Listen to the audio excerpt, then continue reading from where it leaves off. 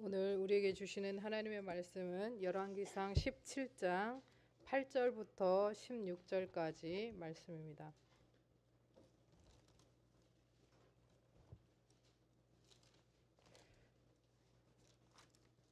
열왕기상 17장 8절부터 16절까지 구약성경 545쪽입니다.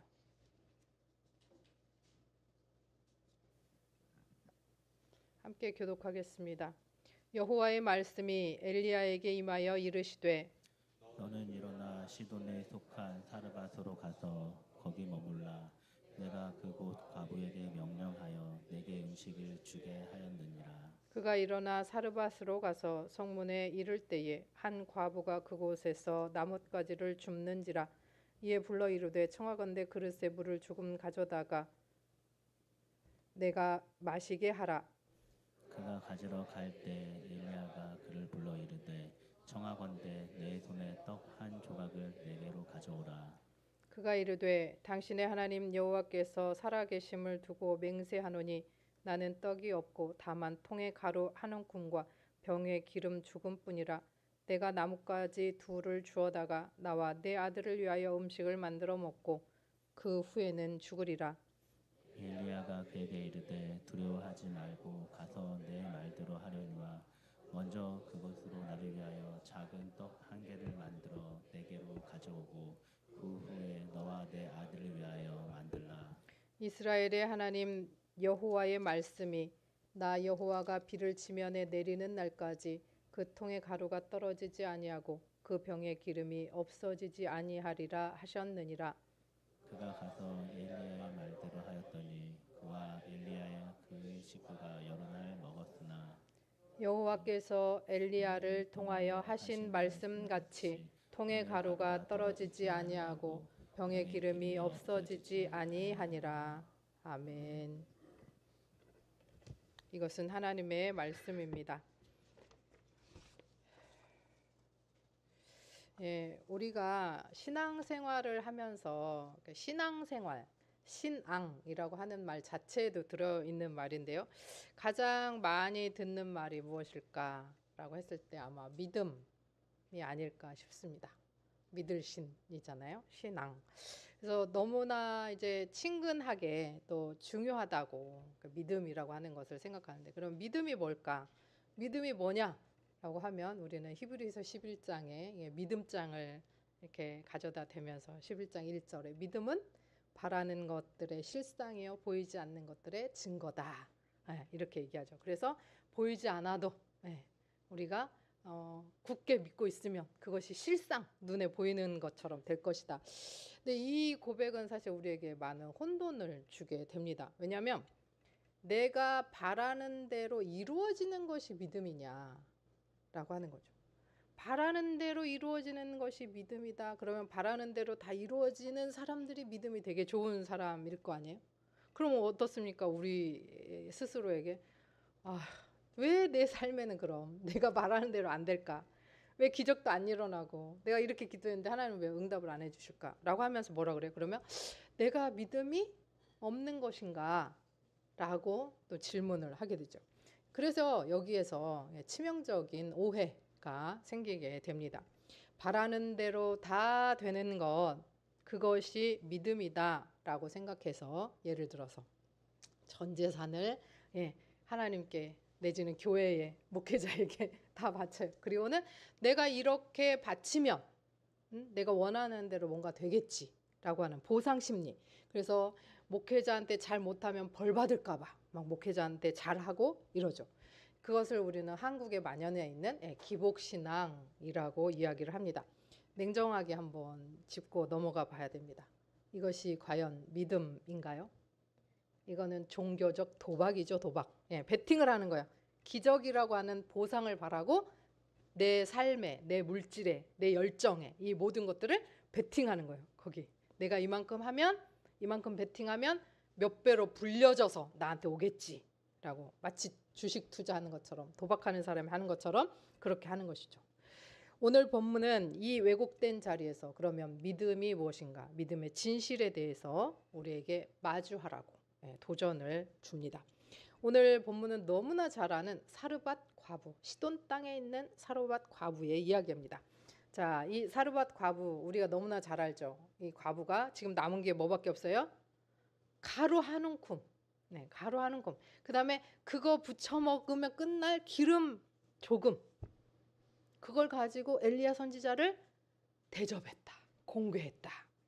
얼마나 위대한 믿음이냐.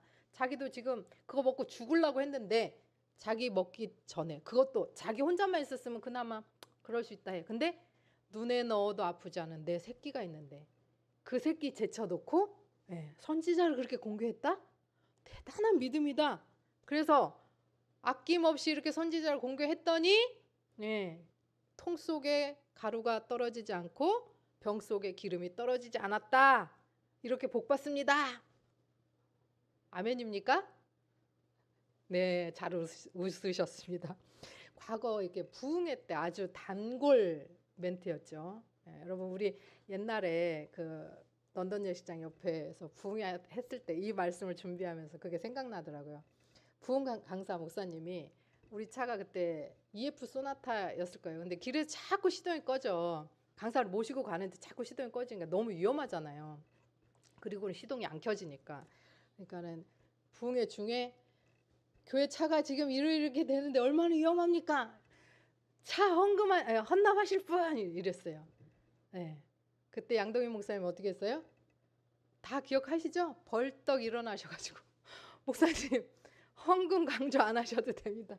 헌금 말씀하시지 말고 좋은 말씀만 우리 성도들에게 귀한 말씀만 전해주십시오.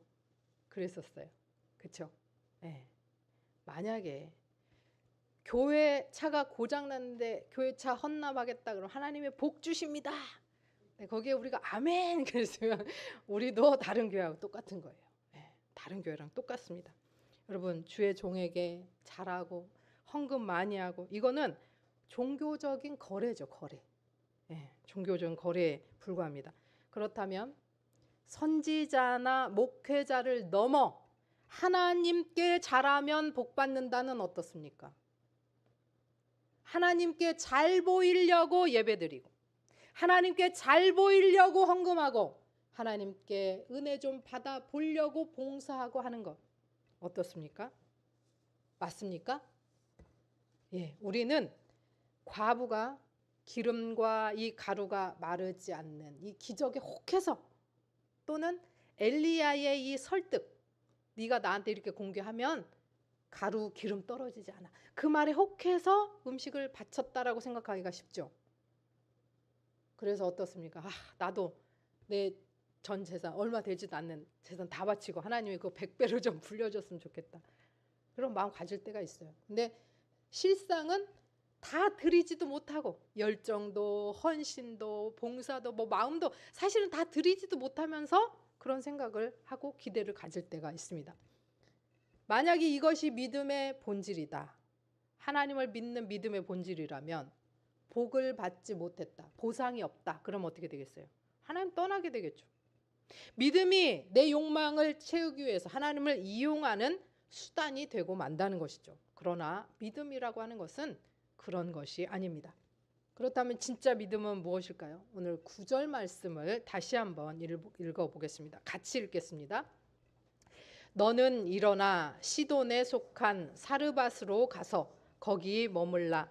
내가 그곳 과부에게 명령하여 내게 음식을 주게 하였느니라.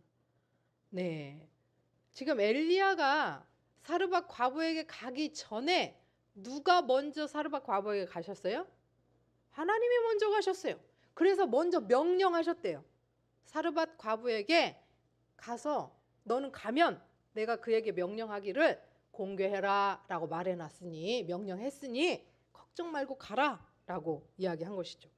자, 엘리야가 사르밧 과부를 만나서 설득하기 전에 이미 하나님께서 그 과부에게 명령을 내리셨어요. 그 명령이 구체적으로 뭔지는 모르겠어요. 그런데 아무튼 그렇게 명령을 내렸다. 그러니 가라 그렇게 하신 거예요. 과부가 마지막 떡을 대접할 수 있었던 것은 그가 뭐 위대한 신앙 내지는 보상을 바라는 아니면 영웅적인 결단 이런 게 아니라 하나님이 명령하셨기 때문에 순종했다라고 하는 것이죠. 이미 하나님은 그녀를 찾아가셨고 말씀하셨고 감동을 주셨고 순종할 수 있는 믿음을 선물로 주셨습니다. 믿음이라고 하는 것은 인간 편에서 억지로 쥐어짜낼 수 있는 어떤 신념이 아닙니다. 그리고 도박하듯이 밀어붙이는 그런 이념도 아닙니다. 하나님이 우리 삶 가운데 말씀하시고 우리는 그 들려오는 음성에 응답하고 사는 것, 그것이 바로 믿음의 출발점이라고 하는 것입니다. 사도 바울은 그래서 로마서 10장 17절에서 이 원리를 명확하게 정리하죠. 이것도 함께 읽어보겠습니다. 그러므로 믿음은 들음에서 나며 들음은 그리스도의 말씀으로 말미암느니라. 네, 믿음은 내 속에서 솟아나는 어떤 긍정의 힘이 아니에요. 할 수 있다, 할 수 있다 하면서 긍정적으로, 물론 그렇게 할 때 우리 뇌가 반응을 한다고 합니다. 그러나 믿음은 내 속에서 쥐어짜는 긍정의 힘이 아닙니다. 우리가 고백하는 이 진짜 믿음은 뭐냐? 삼위일체 하나님의 완벽한 연합 안에서 우리를 찾아오시는, 우리에게 찾아오셔서 역사하시는 것이다 라고 하는 겁니다. 성부 하나님의 주권적인 계획 속에서 하나님께서 우리에게 말씀으로 오십니다. 말씀이 누굽니까? 예수 그리스도. 말씀이 육체 되신 예수 그리스도. 그 예수 그리스도가 십자가로 우리의 삶에 모든 말씀을 다 쏟아 부어 놓으셨어요. 그리고 우리가 그 십자가의 말씀의 길을 통해서 나아갈 때 성령 하나님께서 닫힌 우리의 귀를 열어 조명하셔서 그 말씀을 깨닫게 하시고 하나님 삼위일체 하나님이 주권적으로 역사하시고 들려주시고 말씀하시는 그 모든 것이 연합하여서 우리 안에서 하나님 앞으로 응답하며 나아가도록 하는 것입니다. 삼위일체 하나님이 친히 찾아오셔서 우리 존재에 부어주시는 영적인 선물, 그것이 바로 믿음, 그리고 우리가 행할 수 있는, 하나님 앞에 나아갈 수 있는 그 선물이라고 하는 겁니다. 우리는 단 한순간도 내 계산을 내려놓고 하나님을 온전히 신뢰할 수 없는 나약한 존재입니다. 왜? 죄가, 사탄이 우리를 지배하고 있기 때문에 그래요. 그래서 이 삼위일체 하나님이 우리를 찾아오시지 않으면 우리는 결코 하나님 앞에 나아갈 수가 없습니다. 하나님이 지금도 저와 여러분을 찾아오셨기 때문에 우리가 이 자리에 있는 것이죠. 여러분, 예수님께 칭찬받았던 두렙돈의 여인, 그는 자기가 가진 전부를 드렸다, 누구보다 많이 드린 것이다 라고 말했던 이 두렙돈의 여인도 내가 이 두렙돈 다 바치면 생활비 전부를 다 바쳤으니 하나님께서 나를 책임져 주시겠지라고 하는 보상과 기대를 갖고 이것을 했느냐? 성경 어디에도 그런 말이 없어요. 성경 어디에도 그런 말이 없어요. 혹시 부자들은 자기의 있는 것을 기마이 내면서 드러내고 다른 사람 보라고 하면서 또 내가 이렇게 하면 하나님이 나에게 보상해 주시겠지라고 하는 마음으로 드렸는지 모르겠어요. 그러나 이 두렙돈의 여인은 내가 가진 것 이거밖에 없는데 하나님 받으시고 영광 받아 주시옵소서. 그래서 마음속에 그가 전부를 드리고 싶은 마음, 믿음을 선물로 주셨기 때문에 그 믿음에 반응한 것뿐이라는 거예요. 제가 누누이 말씀드리죠. 여러분 가슴에 갑자기 막 헌금을 많이 하고 싶은 마음이 막 두근두근 들어왔어요. 생각해 보라 그랬어요. 제가 어떻게 내가 이거 빚 갚으려고 지금 모아놓은 돈인데 이걸 헌금해도 될까? 마음에 하나님, 내가 이거 헌금하고 다음 달부터 또 한 달에 10만 원씩 1년 동안 모을 수 있는 힘을 주십시오. 그 마음에 예스가 되면 헌금하는 거예요. 근데 그게 안 되면 기다리세요. 기다리세요. 왜 하나님이 나한테 그런 마음을 주셨는지 기다리셔야 돼요. 대뜸 그냥 그런 흥분된 마음이 왔다고 막 덜컥 해버리고 나중에 후회하면서 이거 내가 그때 속았나비요 이렇게 하나님한테 속았나비요, 아니면 마귀한테 속았나비요, 이러시면 안 되는 거예요. 우리가 순간 너무 연약하기 때문에 그런 흥분된 마음에 속을 수가 있습니다. 그래서 하나님 앞에 나아갈 때 참된 믿음으로 나아가는 것은 기적을 바라거나 요행을 바라는 것이 아니고 하나님의 말씀을 하루하루 묵묵히 그냥 살아내는 것. 자, 하나님의 말씀을 묵묵히 살아내려면 어떻게 해야 돼요? 들어야죠. 하나님의 말씀을 듣는 것이 중요합니다. 여기서 우리가 본질적인 질문 하나를 또 해보겠습니다. 그러면 하나님께서 이 9절에서 그 사르밧 과부에게 가서 명령하셨다 그러잖아요. 내가 사르밧 과부에게 명령했다. 그러니까 엘리야 너는 걱정 말고 가라. 이렇게 말씀하셨다 그랬어요. 그런데 정작 이 사르밧 과부가 엘리야를 만났을 때 반응이 어땠습니까? 12절. 12절 말씀 한번 같이 볼까요? 17장 12절입니다. 그가 이르되 당신의 하나님 여호와께서 살아계심을 두고 맹세하노니 나는 떡이 없고 다만 통에 가루 한 움큼과 병에 기름 조금뿐이라. 내가 나뭇가지 둘을 주워다가 나와 내 아들을 위하여 음식을 만들어 먹고 그 후에는 죽으리라. 그러니까 하나님 가라 그랬어요. 그럼 하나님이 보낸 분인가 보네? 라고 하고 이렇게 딱 드렸어야 되는데 그게 아니고 내가 하나님 살아두심 두고 맹세하는데 나 떡 없고요. 가루 조금하고 기름밖에 없어요. 이거 먹고 나 죽으려고요. 내 새끼하고요. 그러면서 어쩌면 엘리야에게 지금 성토하고 있죠. 자기 처지를 성토하고 있어요. 왜 이 절망 섞인 원망 섞인 이 마음을 쏟아 놓았을까? 하나님의 말씀을 제대로 못 들어서 들었지만 순종하기 싫어서 거역하고 싶어서 그랬을까? 저는 아니라고 생각을 합니다. 자, 여기에는 인간의 깊은 비애와 또 실존, 그다음에 그 인간의 연약함, 또 믿음 이런 비밀들이 숨겨져 있다고 생각해요. 하나님의 거룩한 명령을 깨달았을 수 있어요. 누군가 찾아올 것이다. 너는 그에게 공개해라. 그 말씀을 들었을 때 이 사르밧 과부는 어쩌면 그래 누군가 나한테 찾아오면 내가 잘 대접해야지 이 마음이었을지 모르겠어요. 근데 그때는 통 속에 가루가 좀 남아있을 때 이 정도까지 떨어지지 않고 한 주먹 남기 전 그래도 하루 이틀 3일은 먹을 수 있는 기름도 조금 더 있을 때 그 말씀을 들었다면 그래 누가 찾아오면 내가 접대해야지 대접해야지 이런 마음이었을 것 같아요. 근데 하필 엘리야가 언제 찾아와요? 딱 한 주먹 남았을 때 이거 딱 먹고 진짜 아들하고 죽으려고 생각할 때 그때 딱 찾아왔어요. 그러니 이 과부 마음에 하나님 이때가 진짜 맞아요? 내가 진짜 이 사람한테 대접하는 게 맞아요? 하나님이 보내신다는 사람이 진짜 꼭 이때 오는 게 맞아요? 타이밍도 너무 절묘하네요 라고 하면서 이 엘리야에게 자기의 상황을 그대로 숨기지 않고 자기가 느끼는 거, 자기의 처지 그대로 말한 거죠. 그러니까 하나님이 접대해라 라고 하는 때가 그 타이밍이 그 상황이 너 한 줌도 없을 때 내가 사람 보내겠다 하시는 게 아니라는 거예요. 이미 그 전에 들었을 것 같아요. 제가 볼 때는. 근데 참 그런 어려운 순간에 사람이 온 거죠. 그 말씀을 듣고 있었는데. 그러니까 그 과부 마음 진짜 이때가 맞나. 그리고 이 사람이 하나님 보내신 사람이 맞나 싶으니까 자기의 처지 상황을 더하거나 빼지 않고 그대로 말을 한 거죠. 그랬을 때 인간의 날 것 그대로의 고백을 이 선지자에게 보냈을 때 엘리야가 걱정하지 말고 나를 위해서 만들어 갖고 와라. 그러면 내가 하나님께서 너의 통에 가루가 너의 병에 기름이 떨어지지 않도록 해주실 것이다 라고 하는 말을 하게 되죠.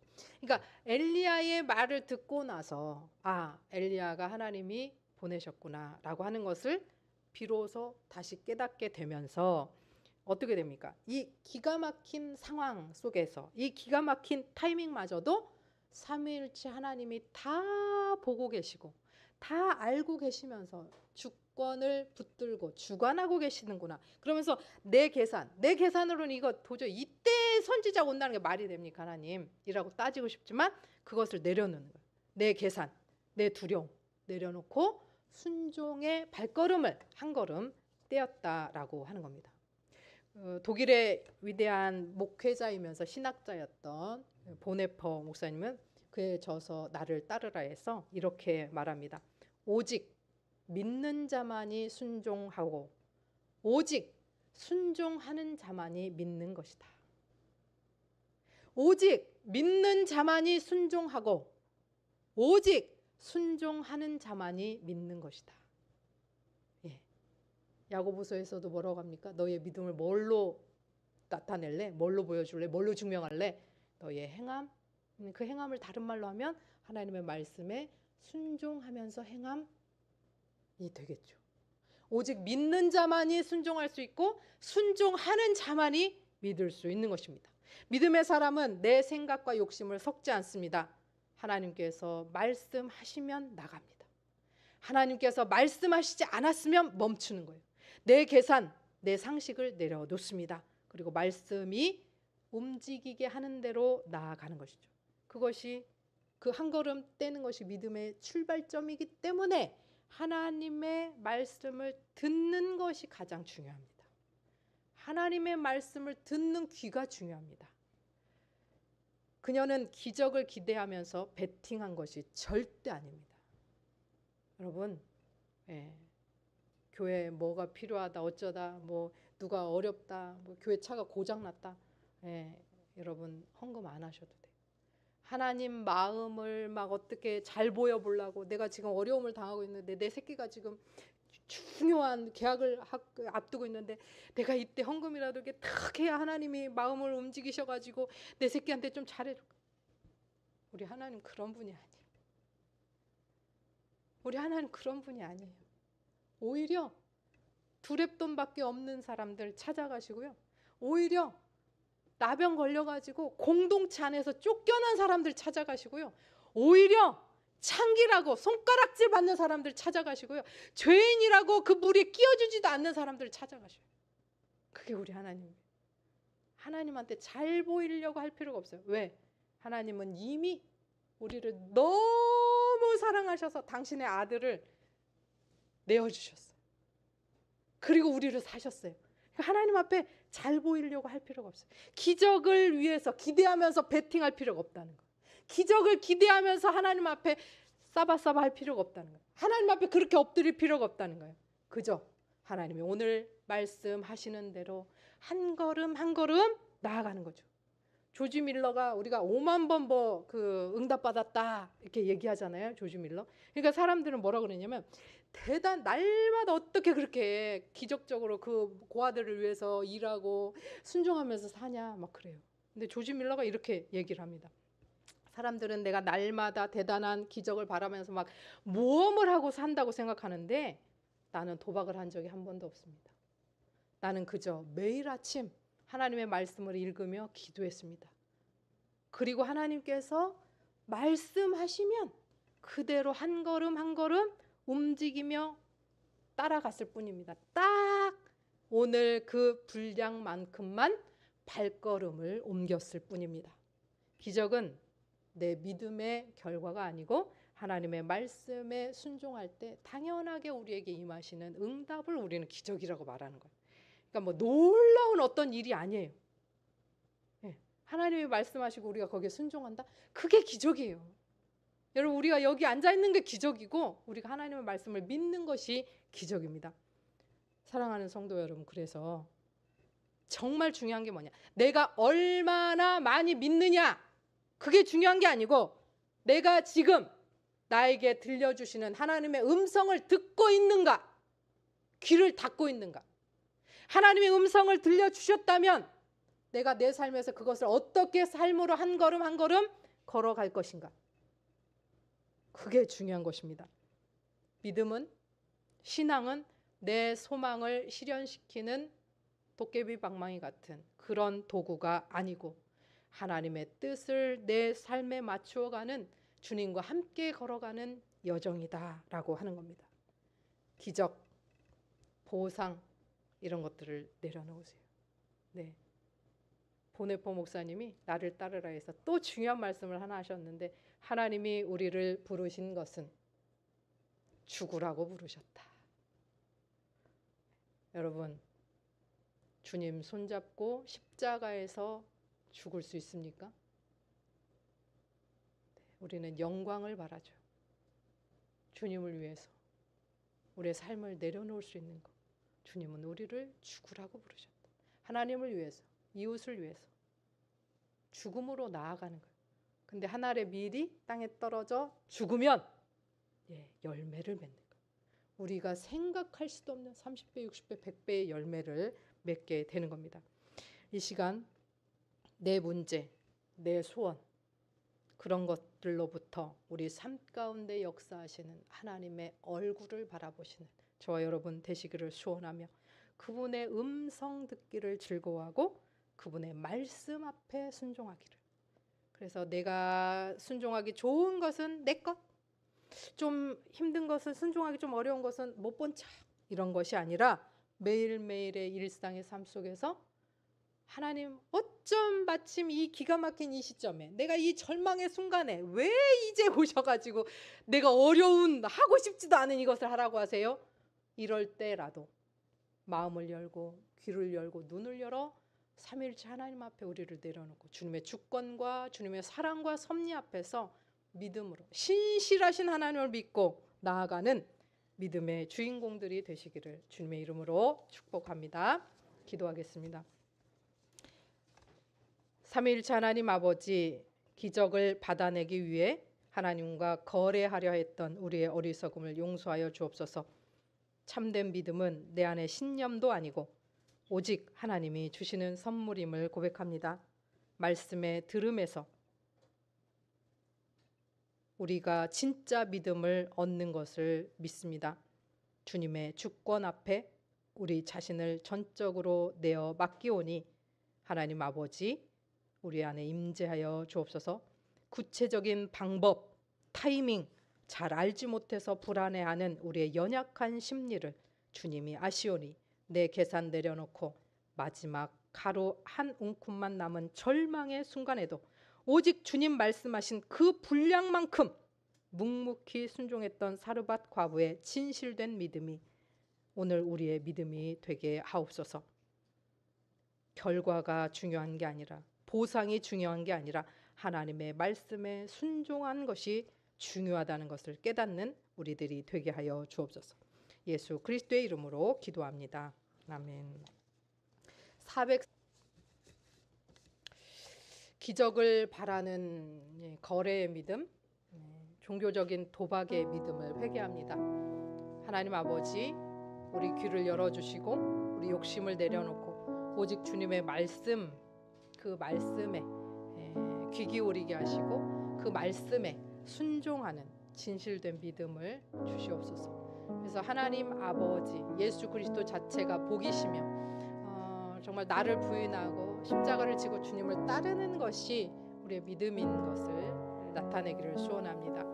이 시간 들으신 말씀을 기억하면서 하나님, 절망적인 시간, 정말 기가 막힌 타이밍에 주님 말씀하셔도 우리가 순종할 수 있도록 늘 언제나 우리와 동행하시고 우리의 귀를 열겠습니다. 기도로 나아가겠습니다. 하나님 아버지, 우리의 소원을 이루기 위해, 기적을 받아내기 위해 하나님과 거래하려 했던 우리의 거짓된 믿음을 용서하여 주옵소서. 내 생각과 내 감정으로 쥐어짠 내 가짜 신념, 그것을 진짜 믿음이라고 착각하면서 살았던 허상을 십자가 앞에 내려놓습니다. 믿음은 내 속에서 나오는 것이 아니라 하나님이 주시는 것임을 고백합니다. 내 귀를 열어 주님의 세미한 음성을 듣게 하시고 내 마음에 들려오는 하나님의 말씀에만 반응하는 진짜 믿음을 부어 주옵소서. 우리는 한치 앞에 방법과 타이밍을 알지 못해서 늘 불안해합니다. 이 연약한 인간의 이 마음을 주님 앞에 내려놓사오니 삶의 장고가 바닥난 절망의 순간이 찾아올 때, 이번 한 주간 세상에 나아갈 때 내 상식과 계산은 철저히 내려놓기 원합니다. 사르밧 과부처럼 주님이 멈추라 하시면 멈추고 가라 하시면 내 마지막 양심까지 던져 순종하는 진실된 믿음을 허락하여 주옵소서. 오버하지 않고 또 타협하지 않으며 오직 주님 말씀하신 그 분량만큼만 묵묵히 순종하며 걸어가겠습니다. 주님의 권위 앞에 내 인생과 가정과 일터를 맡기오니 주님, 내 삶을 가장 완벽하게 책임져 주실 주님을 믿고 오늘도 한 걸음 한 걸음 나아가오니 세상의 가뭄 속에서도 두려워하지 않고 당당히 주님의 백성으로 살아가게 하옵소서. 주님, 제 마음이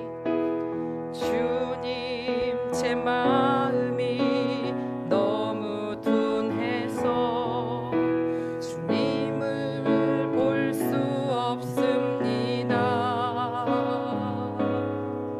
이 땅에 속하여 이 땅만 보다가 주님 손을 놓쳤습니다. 주님, 제 마음이 너무 둔하여 주님, 제 마음이 너무 둔해서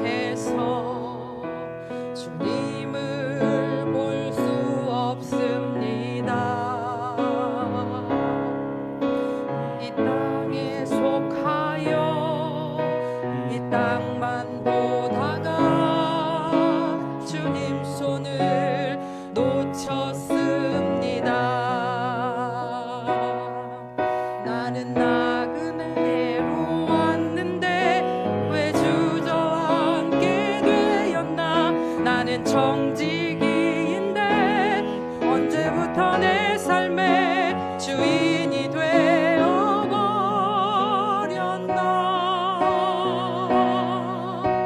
믿음이 없이는 기쁘시게 못하나니 고된 수고도 다 헛될 뿐이라. 믿음이 없어서 무너진 삶의 모든 자리에 다시 주님을 기다립니다. 주님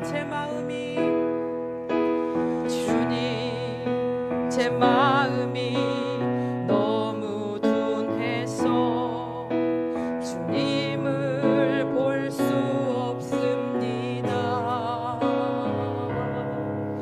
이 땅에 속하여 이 땅만 보다가 주님 손을 놓쳤습니다. 나는 나그네로 왔는데 왜 주저앉게 되었나.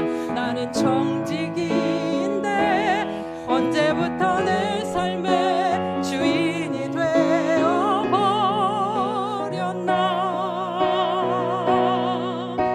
믿음이 없이는 기쁘시게 못하나니 고된 수고도 다 헛될 뿐이라. 믿음이 없어서 무너진 삶의 모든 자리에 다시 주님을 기다립니다. 믿음이 없이는 기쁘시게 못하나니 고된 수고도 다 헛될 뿐이라. 믿음이 없어서 무너진 삶의 모든 자리에 다시 주님을 기다립니다. 아멘. 그렇습니다. 하나님 아버지, 믿음이 없어서 무너진 우리의 모든 삶의 자리에서 다시 주님을 기다립니다.